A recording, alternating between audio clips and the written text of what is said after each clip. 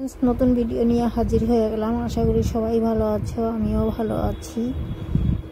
খুব বেশি ভালো আমরা থাকতে পারি না, কারণ ইউটিউব যা শুরু করেছে, এটা করলে কন্টেন্টস আর দেওয়ার মতো অবস্থা, মনের অবস্থা নেই। তো যাই হোক, আজকে আমি একটা ইউনিক টাইপের রেসিপি নিয়ে এসেছি। আমি কাবলি ছোলা দিয়ে এই রেসিপিটা বানাবো। এখানে লাগবে অলিভ অয়েল, লাগবে আর লাগবে তিলের একটা ক্রিম লাগবে। এই ক্রিমটা আমি দেখিয়েছি। এই যে চানাগুলো আমি বয়েল করে রেখেছি, এই যে একদম আলুর মতো নরম হয়ে গেছে, এত ভালো বয়েল হয়েছে। এটা আমি এখন একটা ফাইন পেস্ট বানিয়ে নিব। পেস্ট কি লাগবে এই পেস্টটার ভেতরে আমি একবারেই দেব। আমি এদিকে বরফ জমিয়ে নিয়েছি। এখানে আমি মিক্সির জারে দিয়ে দিচ্ছি কাবলি ছোলা। এটা পুরোটা লাগবে না, আমি অর্ধেকের বেশি নিয়ে নিলাম, আর এতটা আমার লাগবে না। আর এখানে রসুন নিয়েছি।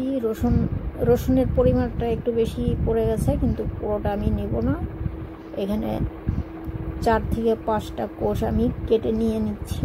গোটা চাইলে দিতে পারতাম, গোটা দিলে কিন্তু এই যে কাবলি ছোলাটা যে দিয়েছি, এটা হয়তো ম্যাশ হয়ে যাবে তাড়াতাড়ি, আর এই রসুনগুলো অল্প গোটা গোটা থেকে যাবে। তো এখানে আমি কিছু বরফ ভেঙে নিয়েছি। এই বরফ দিয়ে, জল দেব না, এই বরফ দিয়েই আমি এই কিমাটা বানিয়ে নিব। কিমা হবে না, এটা একটা ফাইন পেস্ট হবে। এটা করতে, এই পেস্টটা বানাতে একটু টাইম লাগে। আমি বাকি বরফটাও দিয়ে দিলাম। আর এই রেসিপিতে যা যা লাগবে আমি এই মিক্সির জারেই ঢালার চেষ্টা করব। ভিডিওটা স্কিপ না করে তোমরা সম্পূর্ণ ভিডিওটা দেখতে থাকো, আশা করি তোমাদের ভালো লাগবে। এটা বলতে পারো একটা ইউনিক টাইপের রেসিপি, এটা হয়তো আগে কোথাও দেখোনি। আর এটা একটা বাইরের রেসিপি বলতে পারো। এই যে কাবলি ছোলাটা, এটা পেস্ট আমি বানিয়ে নিয়েছি। এখন এটা মিক্সড করব। আমি এখানে 3 চামচ দিয়ে দিলাম, পরে লাগলে আরও দেব। আমি 2 চামচ আরও লাগতে পারে। শুরুতে আমি 3 চামচ দিলাম, আর নুন অ্যাড করে দিলাম। এখানে লেবু দিচ্ছি। একবারে আমি সব কিছু দেব না, যা যা ইনগ্রিডিয়েন্টস অ্যাড করেছি সবটাই আবার পরে আমি দেব, আর এটার মধ্যেই আমার দেওয়া হবে। নাহলে এই মিক্সি যে পেস্টটা আছে, এটা সহজে ঘুরছে না, কারণ একটু বেশি হয়ে গেছে। আর অর্ধেকটা করলে এটা আবার ঘুরবে না, যার জন্য আমি দুবারে দিয়েছি। শুরুতে আমি দিয়েছিলাম 3 চামচ, এখন আরও 2 চামচ দিয়ে দিলাম ক্রিম। আর লেবুটা আমি একটা লেবু নিয়েছি, অর্ধেকটা আগে দিয়েছি, অর্ধেকটা এখন দিয়ে দিলাম। আর নুন তো স্বাদ মতো আমি দিয়ে দিয়েছি, লাগলে পরে আবার একটু খাওয়ার সময় অ্যাড করা যাবে, এখন আর করব না। এটা একটা ফাইন পেস্ট হয়ে গেছে। এই যে যা যা দেওয়ার আমি দিয়ে দিলাম। আর ডেকোরেট করার জন্য খুব বেশি জিনিস লাগবে না, ওটা আমি একটু পরেই দেখাচ্ছি। তো এই পেস্টটা বানাতে ভালোই সময় লেগেছে।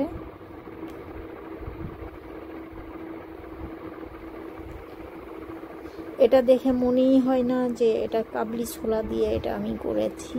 ছোলাটা খুব ভালো ছিল, যার জন্য এটা সেদ্ধটা ভালো হয়েছে। আমি হাতে টিপে দেখিয়েছি। এই তো একটা প্লেটে আমি ভালো মতো করে একটা চাপাটির মতো একটা চামচ দিয়ে ছড়িয়ে দিলাম। এটার উপরে আমি দিয়ে দিলাম, এখানে লাল লঙ্কা দিয়ে আমি এটা ডেকোরেট করেছি। আর লাল লঙ্কার সাইডে সাইডে আমি ধনেপাতা দিয়ে আমি এটা সাজিয়ে নিচ্ছি দেখতে ভালো লাগার জন্য। মাঝখানে খালি আছে, এটা দেখতে ভালো লাগছে না। এখানে আমি একটা বড় সাইজের ধনেপাতা ছিঁড়ে আমি দিয়ে দিব, তার উপরে একটুখানি লঙ্কা পাউডার দিয়ে দিব।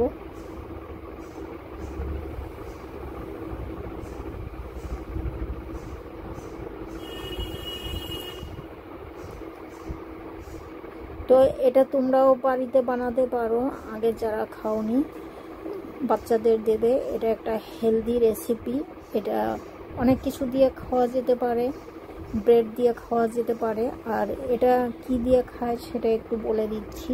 এটা নান দিয়ে খায় আর চাপাতি দিয়েও খাওয়া যায়। নান দিয়ে বেশি ভালো লাগে, নান দিয়েই এটা খেতে হয়। যারা ট্রাই করনি তারা আমার এই ভিডিও দেখে ঝটপট ট্রাই করে নাও, বেশি জিনিস লাগে না। ছোলা তো বাড়িতে থাকে, না থাকলে কিনে এনে আমরা অনেক সময় রেসিপি বানাই। শুরুতে আমি যেটা বলছিলাম, সবার মনের অবস্থাই খুব খারাপ। তো এইভাবে যদি চলতে থাকে তো এত কষ্ট করে কন্টেন্ট বানাবার কোনো মানেই হয় না। তো আজকের মতো এখানে